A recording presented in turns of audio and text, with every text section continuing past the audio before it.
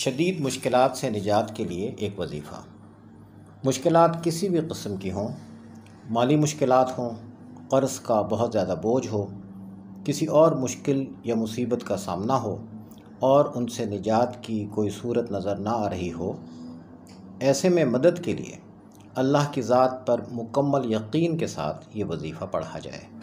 عشاء کی نماز کے بعد 101 مرتبہ سورہ طلاق کی دوسری آیت کا آخری حصہ اور تیسری آیت۔ ومن يتق الله يجعل له مخرجا ويرزقه من حيث لا يحتسب ومن يتوكل على الله فهو حسبه إن الله بالغ أمره قد جعل الله لكل شيء قدرا۔ 11 مرتبہ درود شریف کے ساتھ پڑھ کر اللہ تعالیٰ سے مدد اور استعانت مانگیں۔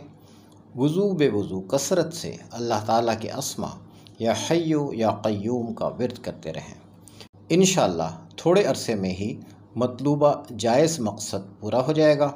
مقصد پورا ہونے پر شکرانے کے لیے گھر میں اللہ کے ذکر اور نبی کریم علیہ الصلاۃ والسلام کی خدمت میں ہدیہ صلاۃ والسلام کا اہتمام کیا جائے اور حسب استطاعت مستحق افراد کی مدد کی جائے۔